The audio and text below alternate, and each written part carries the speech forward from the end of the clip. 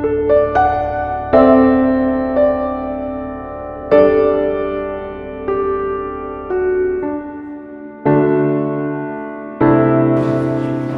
pues continúo esta tarde ahora con la escritora Alicia Jiménez Barlet. Muchas gracias por haber aceptado nuestra invitación. Ella estuvo con nosotros hace 2 días, la segunda de las actividades de la CUPI en 2022, y también estuvo en la feria de Santiago, en esos pequeños 15 minutos que teníamos en la feria. Era un lugar que tú comentaste, es un lugar fino, ¿no? Espero que este sea un hogar mucho más cálido y más humano que el que encontraste ayer en la feria. Bien, gracias Alicia por estar aquí, por haber aceptado la invitación. Paco Bernal, nuestro segundo moderador esta noche, que forma de ese equipo que yo siempre he hablado, de Justo Zamarro, Paco Bernal, Aitana Vigo. Mañana precisamente estará Aitana Vigo moderando lo que es Mundo Urkuru. Mañana por la tarde tenemos actividad también del Instituto Cervantes, el Grupo Iberoamérica Viena aquí en ese Instituto Cervantes. Paco Bernal es periodista. Él dirige desde hace 15 años, si no me equivoco, 15 años, el programa Viena Directo. Viena Directo es uno de las altavoces más seguidos por la comunidad hispanohablante y no hispanohablante, también austríaca, en Viena, en Austria, no porque hables precisamente de noticias que ocurran en España, en América Latina, que también, sino sobre todo porque es un referente del análisis de las noticias políticas internacionales, literarias, culturales y también de la política nacional, socioeconómica y cultural de Austria. También tiene un blog, videoblog, que es en directo, que se produce en directo los domingos, creo que a las 8 de la tarde, a las 7, perdón, sí. A las 7, en verano cambia de horario. Sí, Es verdad. Es la verdad, cambia de horario. Y además también es escritor y dramaturgo. Muchas gracias, Paco, por estar aquí con nosotros, apoyar el proyecto del Instituto Cervantes desde el principio y el proyecto también de las embajadas iberoamericanas. Y sin más, te cedo la palabra. Muchas gracias. Muchas gracias. Muy buenas tardes. Estamos en época de mundial y a nosotros nos ha tocado el segundo tiempo, ¿no? Del partido. Yo estoy seguro de que ustedes se están muriendo ahora mismo de envidia y que quisieran ocupar mi lugar, porque me toca conversar hoy con Alicia Jiménez Barlet, que es una escritora de una amplísima trayectoria. Nació en Almansa, es filóloga y en el curso de su amplia labor literaria pues ha tocado diversos géneros, la narrativa, el ensayo, y entre su obra novelística destaca la serie de novelas de Petra Delica. A lo largo de su trayectoria ha sido acreedora de diversos premios, como el Nadal, con la obra Donde nadie te encuentre, y El planeta con hombres desnudos. Sus novelas negras han sido traducidas a múltiples idiomas, entre ellos el alemán también, y la han hecho acreedora de premios tan prestigiosos como el Raymond Chandler, que recibió en el año 2008. Su última novela, que tenemos aquí y que les recomiendo encarecidamente, se llama La Presidenta y narra la investigación del asesinato de Vita Castellà, una ficticia presidenta de la Comunidad Valenciana, con no pocas concomitancias con Rita Barberá, que no fue asesinada, murió de muerte natural. Muy buenas tardes, muchísimas gracias por estar aquí. Estoy encantada. Gracias a todos. Tengo la suerte, naturalmente a todos los lectores, y creo que los que estamos aquí nos une la pasión por los libros y por la lectura, de haber terminado La Presidenta pues el domingo, la terminé. De hecho, además, en algunos momentos con cierto riesgo para mi integridad física, porque lo iba leyendo por la calle. Así de buena es. Y claro, tengo la suerte de que puedo preguntar ahora mismo, estoy en la posición de preguntar lo que mis curiosidades, ¿no? A mí me ha llamado mucho la atención, y creo que en otros de sus libros es igual, una mezcla bastante curiosa de una cosa que no sé hasta qué punto Laura va a poder traducir al alemán. Y es una mezcla de una regocijante mala leche, y recalco lo de regocijante, con una gran ternura. La mala leche está repartida a la gente que se lo merece, creo yo, a los personajes que se lo merecen, y la ternura pues también. Me gustaría preguntarle, para empezar así en general, ¿qué piensa, cuál es su opinión de la salud de la mala leche en nuestro país? Es óptima. Me temo. Es que el término que has escogido es muy dudoso porque... Sí, yo me doy cuenta. Claro, el ser crítico no es tampoco tener mala leche. Tener mala leche es realmente alguien que es agresivo, que tiene una manera de hablar dura. Creo que es otra cosa.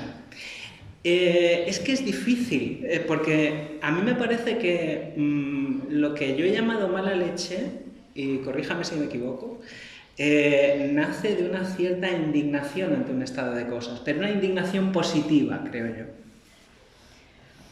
Bueno, todos nos indignamos de lo que está pasando en el mundo, de las formas políticas en España, de los últimos enfrentamientos terribles y declaraciones que hay. Yo creo que todo esto indigna a cualquiera.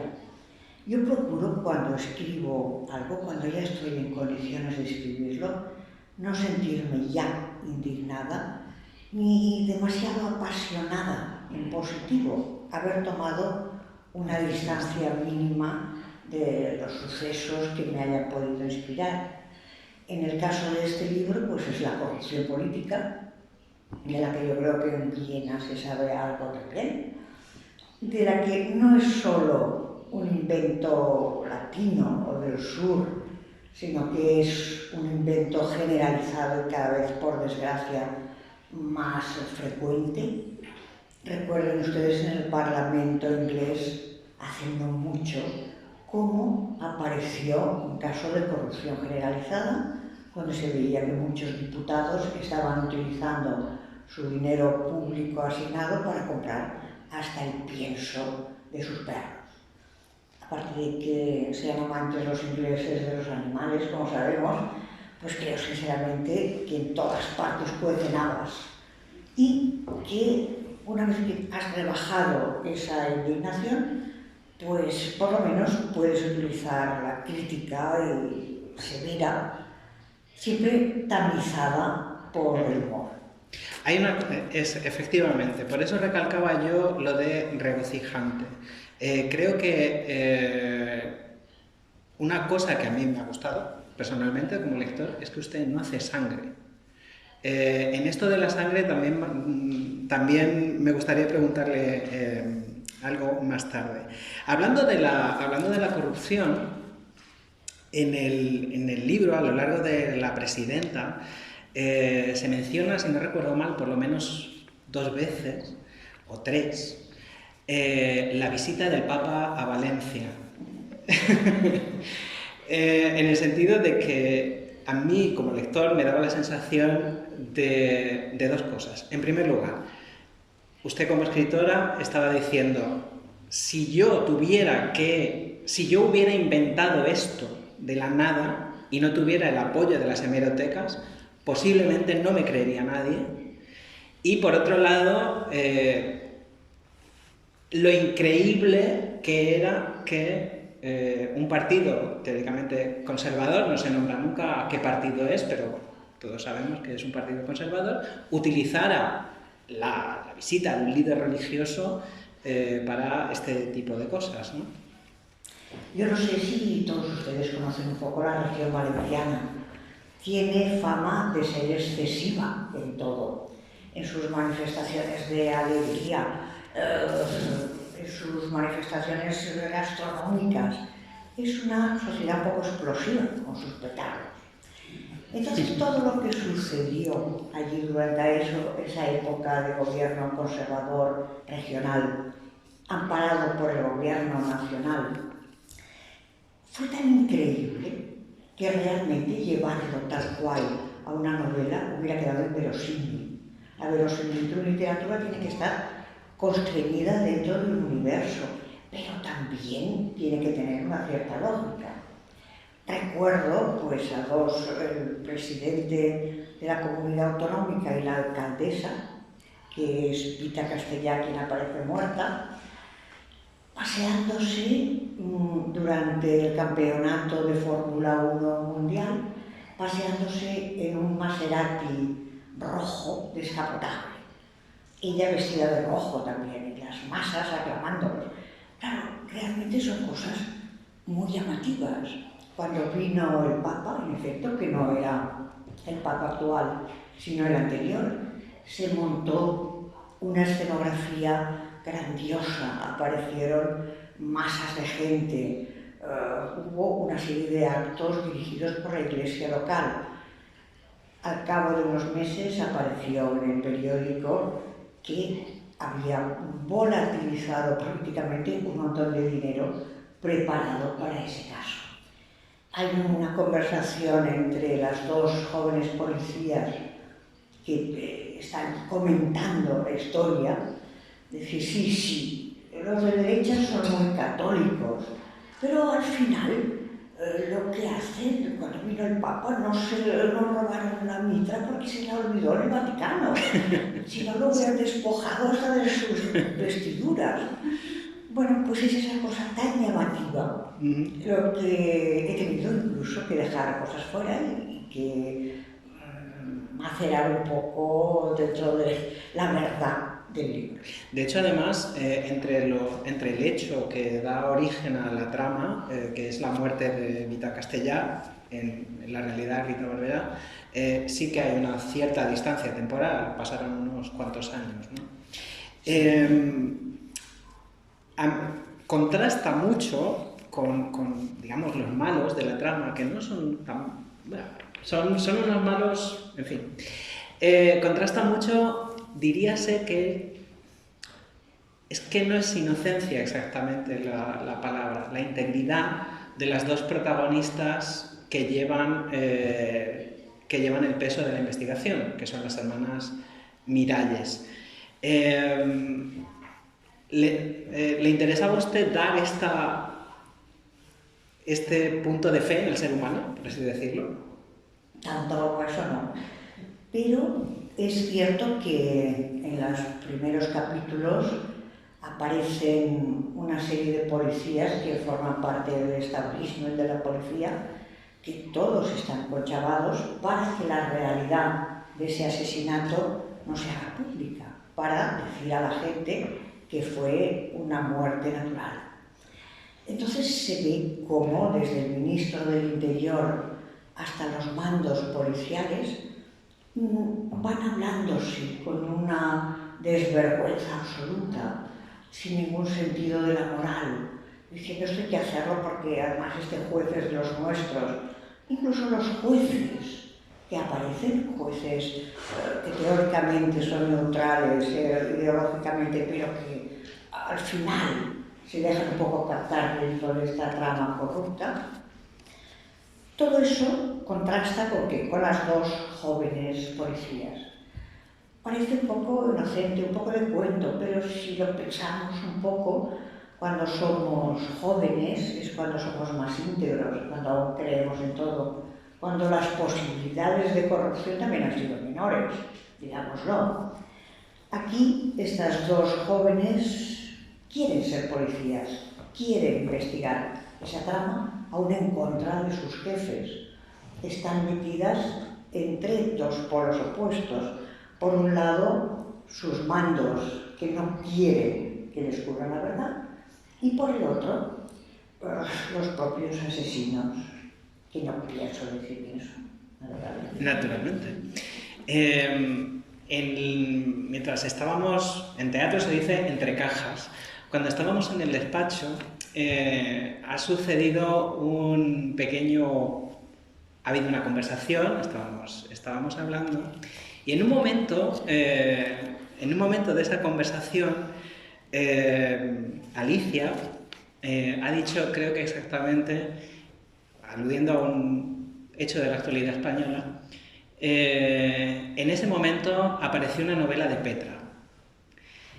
Y yo me he quedado escuchándola y he pensado, ¿Petra? ¿Qué Petra? Y claro, he caído que era Petra Delicado. Pero eso, los que hemos hecho teatro lo sabemos, ha estado dicho con el tono del que se habla de una persona real. Creo que se entiende lo que quiero decir. ¿Hasta qué punto usted como escritora sabemos naturalmente que usted sabe que son personas ficticias o personajes ficticios, pero hasta qué punto sabe usted cosas de sus personajes, de sus criaturas? ¿Hasta qué punto se los imagina? Físicamente no me los imagino en absoluto. Mentalmente, por medio de sus diálogos, de sus acciones y de cómo van pasando por las diferentes novelas que he escrito. Pero yo diría que al final Petra se ha convertido en una especie de no alter ego, porque es mucho más valiente que yo, más joven, mucho más antipática incluso que yo. Sin embargo, es afín a mí, la conozco. No hasta el punto de Molière, que se murió en escena creyendo que sus personajes eran reales, no. En Italia yo tengo muchos lectores, yo diría que más que en España. Entonces, ustedes conocen a los italianos, son abiertos, no tienen el sentido del ridículo que tenemos los españoles, que quizá nos viene por nuestra parte árabe, no latina. Me acuerdo que un día estaba firmando libros y aparecieron dos señoras de una cierta edad, un poco peleándose, y de repente se ponen delante de mí, me ponen el libro delante y me dicen: ma perché ha fatto sposare Petra una terza volta? ¿Por qué ha hecho que se casaran? Era una mujer libre, contenta, que ganaba su vida, trabajaba, y de repente la casa otra vez. Es imperdonable. Y claro, yo por una parte no sabía qué decirles para consolarlas, pero por otra me daba cuenta de que tenía que estar muy contenta porque habían tomado el personaje en sus manos y lo habían hecho propio, y eso me llenó de alegría. Les dije: no se preocupen, mataremos al marido en alguna aventura. Yo esta reacción casi que la entiendo, porque después de leer el libro uno tiene la sensación de decir: ¡ay, qué lástima que esta gente no sea de verdad! De verdad. Y sí, es así. O sea, yo qué sé, Salvador Badía, pues uno es un personaje de verdad que enamora. O sea, es achuchable, es una persona de verdad que uno quisiera que fuera amigo suyo, o las propias hermanas Miralles. Volviendo a las hermanas Miralles son dos chicas jóvenes que por razones del destino pues son un poco, pues eso, conviven en una misma casa, que son hermanas ya, pero también hay determinados eventos biográficos que favorecen esa convivencia, que no vamos a decir cuáles son, ¿no? Ese decalaje entre las dos edades que terminan saliendo al mismo tiempo al ruedo laboral. A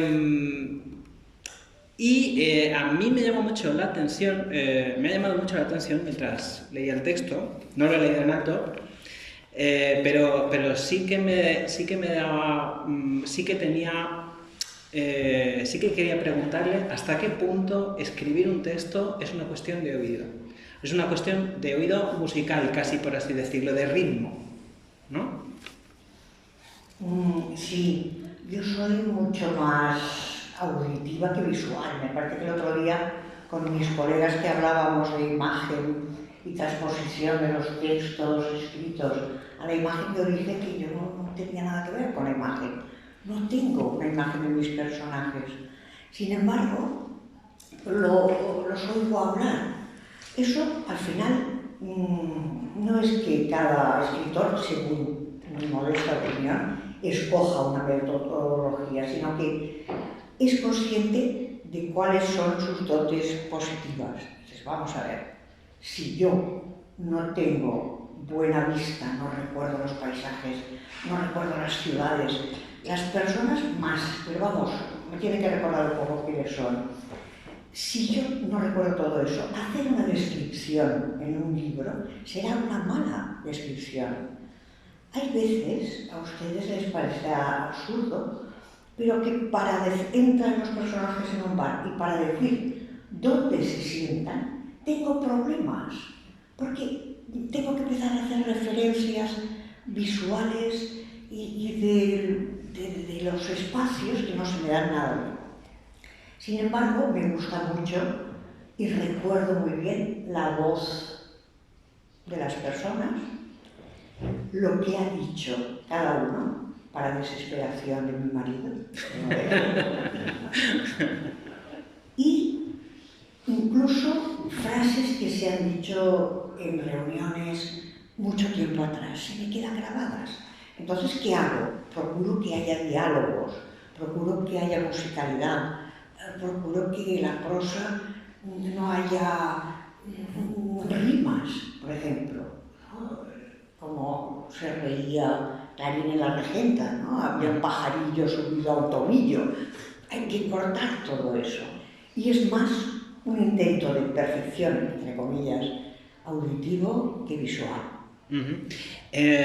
Cuando yo era chico, la gente, y creo que además se ha perdido, y me parece muy mal que se haya perdido, sobre todo hablando de los actores. Yo recuerdo a mis padres y a mis abuelos decir, fulanito, John Wayne trabaja muy bien. Que es una cosa que yo creo que se ha perdido, y además que me parece que es un piropo que habría que reivindicar, no solo para los cómicos y las cómicas, como decía Fernán Gómez, sino también para el resto de las profesiones, por ejemplo, ser escritor. De modo general, bajo su punto de vista, ¿en qué consistiría que un escritor trabajase bien? No es mala pregunta. Por ejemplo, en novela negra hay muchísimas novelas que están escritas con los pies, que parece que la intriga es más importante que la forma. Yo creo que no, que, vamos a ver, no es un género filosófico, no hay pensamientos kantianos, pero tiene que tener una forma cuidada, tiene que procurar utilizar un vocabulario que tampoco sea tan absolutamente popular. Yo creo que se debe cuidar mucho, y entonces simplemente utilizando la forma como Dios manda y como tú crees que debes, y aun si te equivocas 1000 veces, me parece que es lo que hay que hacer, cuidar la prosa. Ese es el trabajo de un escritor. Luego, si tiene un mundo propio, si tiene cosas que decir, si tiene aventuras vividas o una vida épica, tanto mejor. Pero la herramienta de trabajo no hay que dejarla nunca, por muy popular que sea el género que estás utilizando. Un cierto decoro lingüístico, por ejemplo, a la hora de... Bueno, supongo que usted sabe que ahora mismo estamos en el epicentro del paraíso de la novela policíaca. Centro Europa, por ejemplo, creo que son 2 domingos al mes, pares o impares, no me acuerdo, pero se paraliza el país con una serie de televisión que coproducen las televisiones públicas, la austríaca y la alemana, que se llama Tatort. Hay clubes de fans. Lo que aquí se llama el krimi es, digamos que la espina dorsal del entretenimiento pues centroeuropeo. No sé si hasta qué punto conoce usted a gente a otros escritores que trabajen el género, por así decirlo aquí. ¿Cuál diría usted que es que son unas características propias de la novela negra que se hace más al sur en comparación con la centroeuropea? ¿Con la centroeuropea o con la nórdica o con la del resto de Europa? Con la del resto de Europa. Mejor, metes en menos líos. menos berenjenales.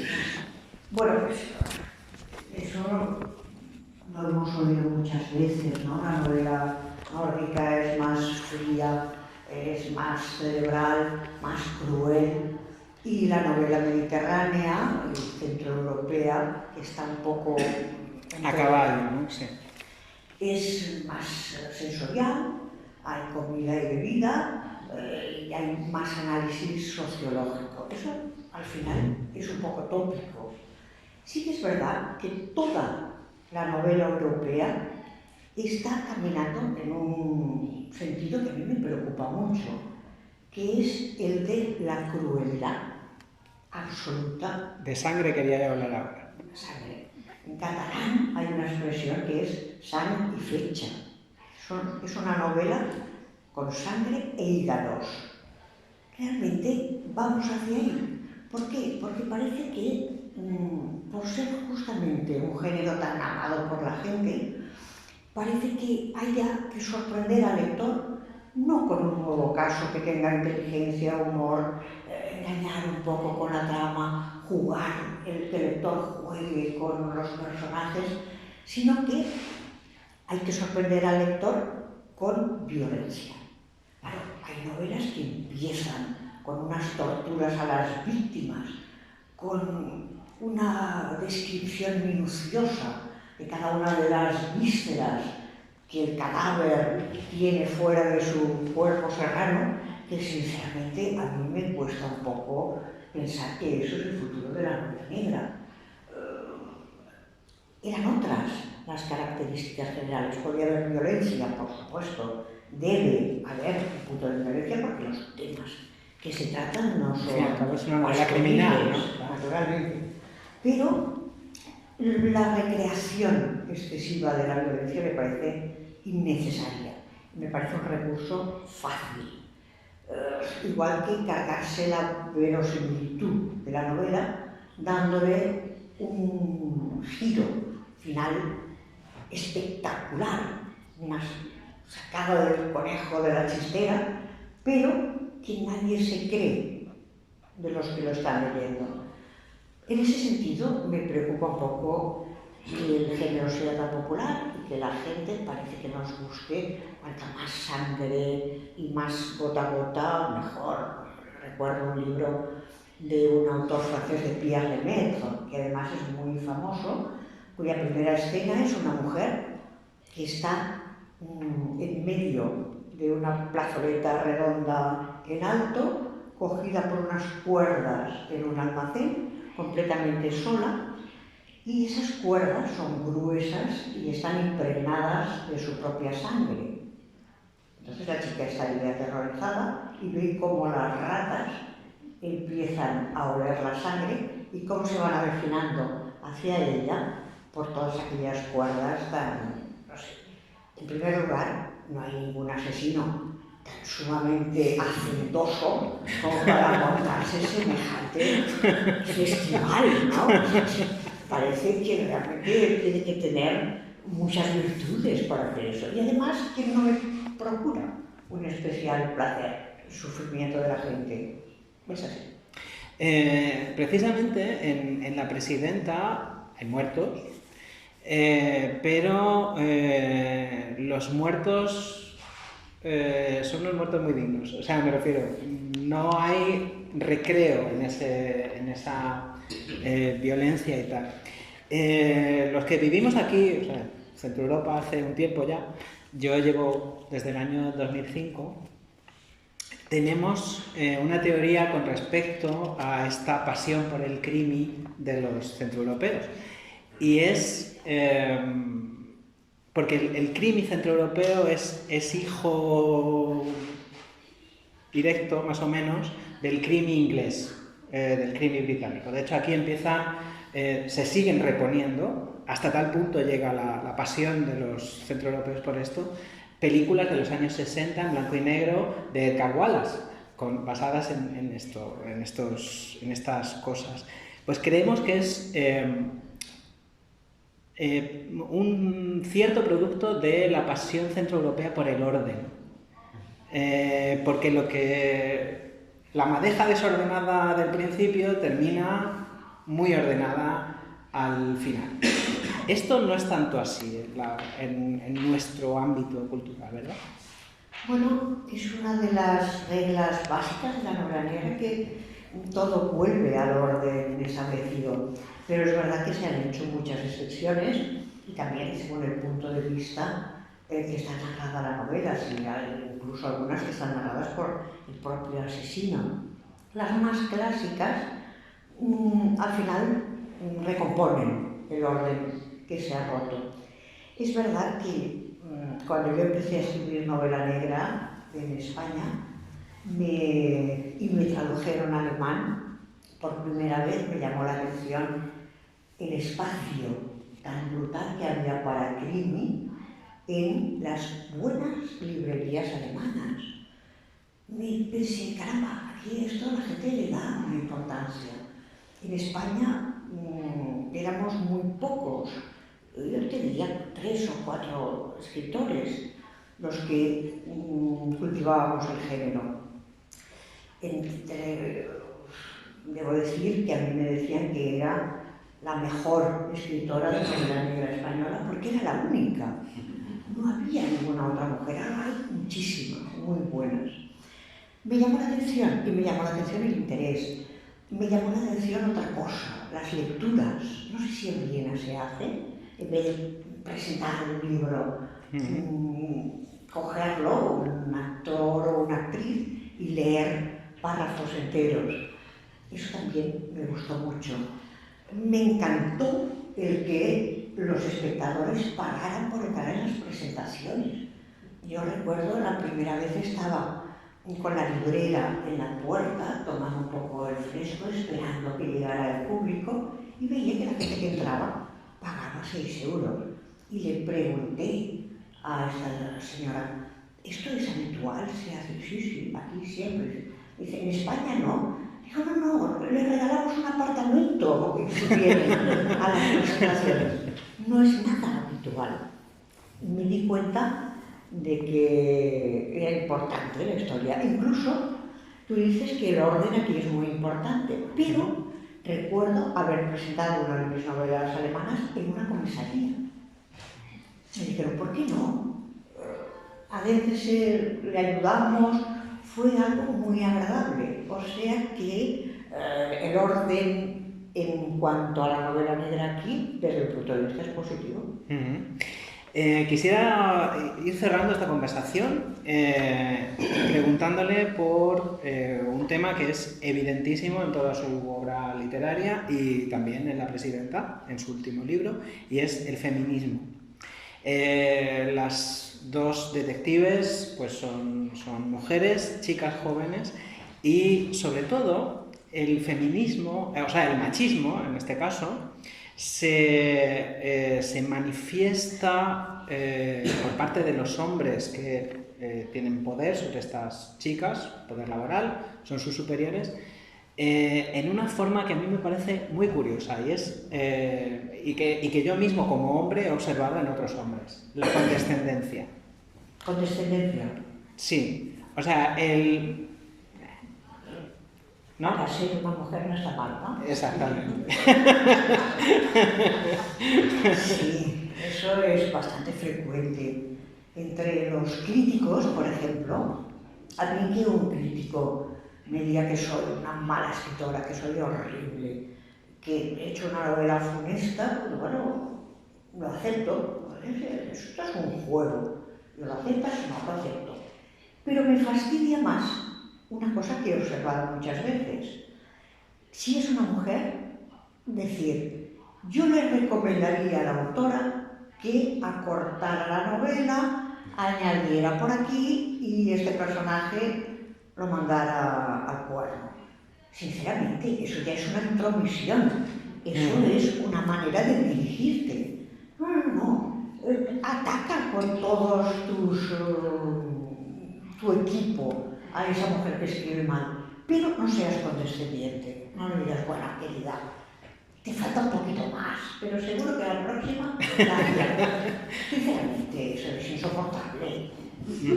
A mí me gusta mucho también que las hermanas Miralles, que no tienen un pelo de tonta, naturalmente, también en cierto modo aprovechan esa situación y juegan con esa condescendencia, entreteniendo, dándoles cosas a los condescendientes para que se entretengan, ¿no? Y para que las dejen en paz. A mí Petra Delicado, tú hablas, ha quedado como absoluta ficción que él me hable de usted. Se han dado cuenta, ¿no? Porque nos hablamos de tú todo el rato los dos. Sí, pero es que me cuesta. Se ve muy claro en mi personaje habitual, Petra Delicado, de la serie larga. Es una mujer que cercana ya en las últimas novelas a los 50 años y que pertenece a un momento español que es la transición, la post-transición, muy claro. El momento en que las mujeres luchan por sus derechos, en que hay una revolución sexual, en que, bueno, al pasar a estas inspectoras más jóvenes, tuve mucho cuidado en escuchar cómo hablan los jóvenes, utilizar sus mismas expresiones, intentar acercarme. Y luego despojarlas de cualquier historia ideológica. Estas chicas, por ejemplo, hay una de ellas que le gusta irse a la cama con un chico, entonces no da ningún tipo de explicación, dice simplemente me gustó y tuvimos un affair, se acabó. En el caso de Petra Delicado, voy a irme a la cama con este señor porque debo hacerlo como mujer. Es un imperativo de mi sexo, es la revolución absolutamente personal y general. Tenía un halo mucho más ideológico y mucho más teórico. Aquí he vuelto a lo que yo veo, y es que la complicación ideológica es mucho menor. Esperemos en los jóvenes, esperemos que eso no dé al final funestas consecuencias, porque yo creo que un poco de ideas siempre hay que tener. Y no me refiero a irse a la cama con un señor que parece perfecto, pero yo quisiera, antes de cederle la palabra a nuestro público, quisiera decir una cosa con respecto al feminismo. Claro, uno viene, va y observa las dos realidades, y a mí me parece que en España nos fustigamos un poco inmerecidamente. Creo que Centro Europa, Austria, por lo que yo conozco, es muchísimo más machista que España en estos momentos, que de hecho se ven cosas en la televisión que en España alguien se pensaría dos veces. O sea, me refiero, el típico anuncio de mujercita que prepara desayunito para maridito e hijitos. Eso es una cosa que en España yo creo que por suerte pues hemos superado. No porque no haya señoras que hagan el desayuno, pero que, vamos, que es una cosa como mucho más normal, ¿no? Solo quería decir esto. Y en estos momentos es cuando les cedemos la palabra a ustedes para que hagan las preguntas que estimen pertinentes. Que espero que tengan algunas. Aprovechen la ocasión.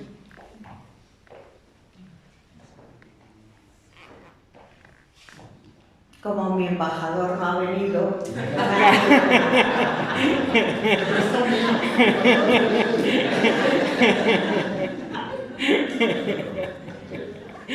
Sí, una pregunta. Muchas gracias a los dos por esta conversación en este tiempo tan limitado que tenemos, pero tenemos dos grandes escritores y el tiempo que tenemos. Me comentabas, conversando contigo antes, que tú habías cambiado la ciudad por un espacio más, podemos decir, la urbanidad, por el escenario urbano, por un escenario podemos decir, más campestre, más rural. ¿Eso tú crees que ha afectado no lo sé, puede haber afectado de alguna manera tu tu forma de escribir. Es decir, sí es cierto que tú me comentabas que eras sistemática, tienes unos horarios muy determinados, que trabajas de tal hora a tal hora, etcétera, etcétera, etcétera, que te olvidas de tu marido perfectamente en ese periodo, pero sí que ha habido un cambio en tu vida que no sé cómo literariamente o creativamente puede haberte afectado, ¿o no? Bueno, teniendo en cuenta que tus personajes son muy urbanos, es decir, tus personajes son urbanos, que ocurren las cosas en las ciudades, ¿no? Son los lugares donde hay más delitos. Si bien en los ámbitos rurales también hay delitos. Tuvimos aquí la posibilidad de hablar con Rosa Rivas, en el que parte de sus delitos o los asesinatos no ocurrían en las ciudades, sino ocurrían en espacios rurales, ¿no? Es decir, ¿ha habido alguna afectación en tu manera de escribir o algún día pasarás al ámbito rural en la novela? Pues no se me había ocurrido pasar al ámbito rural, y si tengo algún tipo de influencia, no sé. Es cierto que se trabaja con más intensidad. Cuando vivía en Barcelona solo, pues el teléfono siempre: deberías venir a esta presentación. Un amigo tuyo hace cualquier otra cosa. Estando aislado, pues esa parte social de la literatura se pierde más. Luego, no sé, pues puedo tener perros y gatos que me inspiran muchísimo. Y la soledad. La soledad yo creo que es importante para un escritor. Aparte, uno se vuelve mayor y cada vez los movimientos de gente pues te molestan más. Yo siempre he sido un poco solitaria, aunque me gustan mucho mis amigos y la gente, y en el campo me encuentro bien. Ahora, estoy a 7 kilómetros de un pueblo de 20.000 habitantes. Si hago una novela rural ambientada por allí, yo creo que todo el mundo se va a sentir implicado por defecto o por exceso. A mí no me ha sacado como sospechoso. Este tío que me cargas es igual que mi padre, y eso no te lo perdonaré. Es un terreno minado. Me he acercado en esta última novela un poco porque las hermanas Miralles son de un pueblo cercano al que es vecino mío, y hasta ahí yo creo que llego. Más allá me voy a meter en un terrible problema diplomático.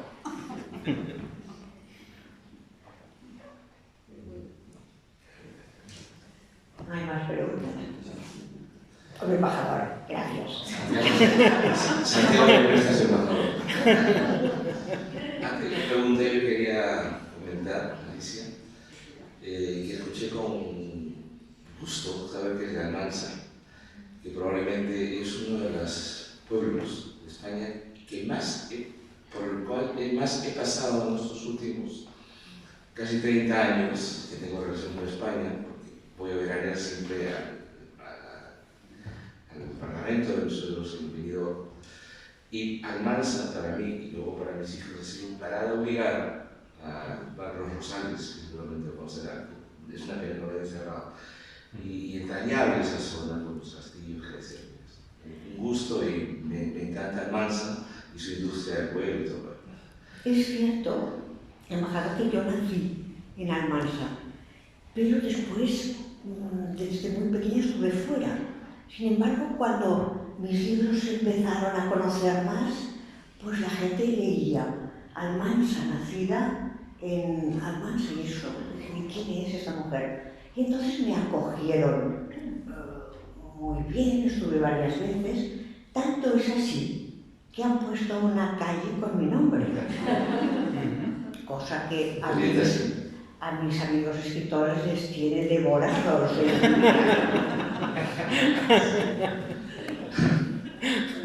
También la manera de hacerlo es estar en un polígono industrial un poco a las afueras, ¿no?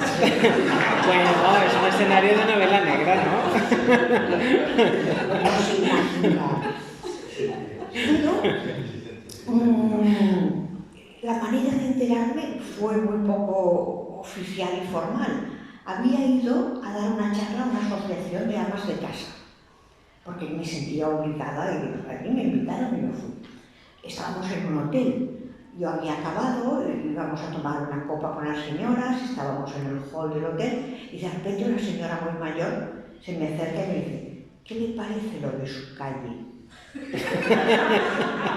No tenía noticia, o sea, y pensé que esa señora probablemente por la edad está fallándole algo. Dije: no, disculpe, no sabía decirle qué coña de calle. Me dice: ¿qué calle? ¿A qué se refiere? Dice: a usted le han puesto una calle. No, señora, yo creo que se equivoca, porque mire, fue rápidamente a recepción, trajo un callejero, lo abrió. Dice: mire, calle Brasil. O sea, que no hubo placa ni nada, ¿no? Después, 2 meses después, me avisó el ayuntamiento, pero ya estaban los callejeros y aquella señora fue la embajadora. La próxima vez que pase por Almansa, venga. Eso es lo que iba a decir. La próxima vez que pase por eso, la felicito.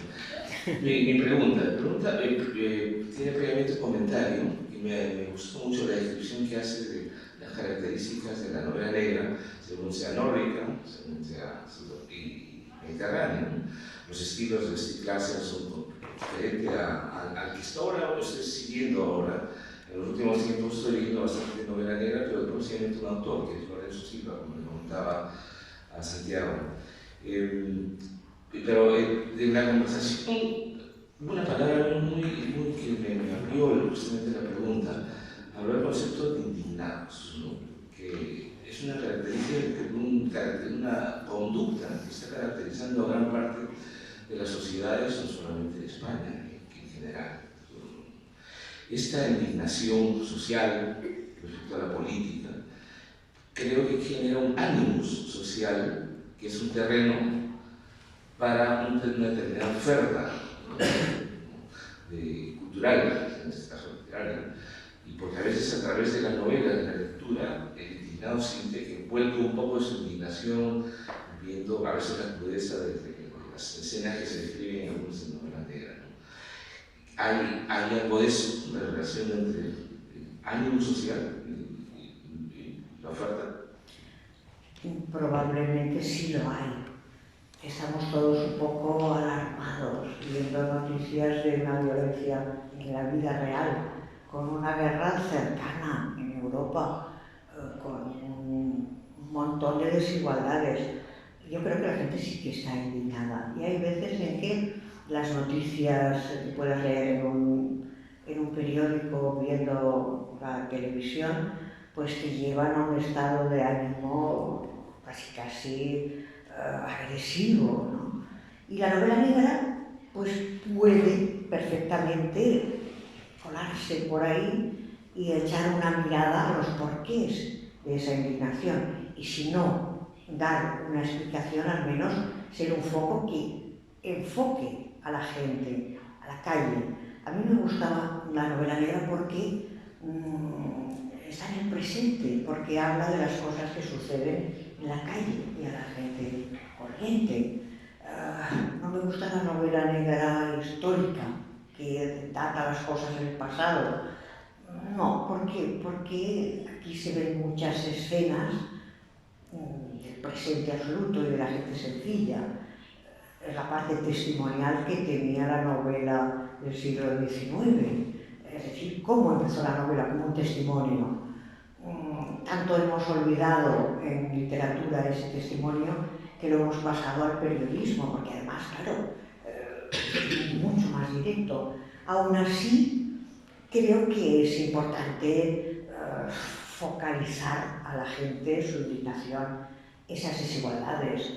Antes hablaba Santiago de los inmigrantes, de gente que ves que está pasándolo francamente mal, de los homeless, de cantidad de gente que no tiene ninguna razón por la que ser tan pobre o tan desgraciado. Entonces, me gusta que si no una denuncia excesiva o panfletaria de esas desigualdades y de esos hechos, por lo menos haya alusiones y que se vea, aunque sea en flashback un poco, qué está sucediendo en las ciudades o allá donde pasen los casos policiales. Buenas noches, muchas gracias por esta presentación tan amena y tan interesante. Mi pregunta es también muy concreta. Tengo la sensación de que tú has comentado que antes había muy pocos escritores de novela negra y que ahora hay un poco de hiperinflación de escritores de novela negra. ¿A qué se puede deber que haya este interés creciente por este tipo de novela? Pues mucho me temo que el interés, la búsqueda del éxito y la búsqueda del dinero está en la raíz de la historia. También en el caso concreto de España, en el resto de Europa no es lo mismo, en España es la eclosión del género, que como les digo, antes no existía prácticamente y de repente ya no eres un apestado si lees novela negra. Y hay muchas más personas que la demandan y muchos más escritores que se sienten cómodos en el género. La inclusión muy fuerte que ha habido en España, yo creo que es una razón. Y luego, claro, hay veces que ves un pequeño escritor que da un salto a la fama con su segundo o tercer libro y se convierte en una figura. Eso también, no somos ángeles los escritores. No estamos hechos de una pasta distinta al resto de los humanos, como que eso es un incentivo para decir, pues bueno, a ver si yo también me voy a meter ahí en ese mundo tan exitoso.